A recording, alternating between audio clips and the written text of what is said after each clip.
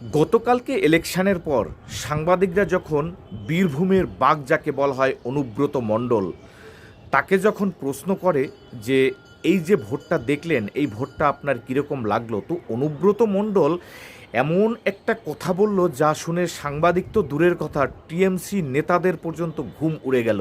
উনি কি বলছে আগে শুনুন। কেমন হলো? আমার জীবনে ভাই এই ধরনের ভোট আমি দেখি নাই। এই 96, 97, 98% পোল, 152টা দল তো।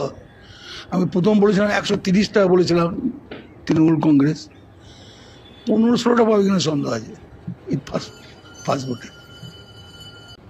তো আশা করি আমার সকল বন্ধুরা অনুব্রত মণ্ডলের কথাগুলো শুনেছেন। উনি কিন্তু একদম সঠিক বলেছেন, তার কারণ উনি কিন্তু একজন ভালো রাজনীতি করা মানুষ, উনি ভোট করিয়েছেন। তো সেই মানুষের মুখ থেকে যদি এরকম একটা কথা বেরোয়, তো টিএমসি নেতাদের তো ঘুম উড়ে যাওয়ারই কথা। বন্ধুরা কি বলেন কমেন্ট বক্সে কমেন্ট করে জানাবেন। পোস্টটি যদি ভালো লাগে সকলের মধ্যে শেয়ার করে ছড়িয়ে দেবেন। নমস্কার।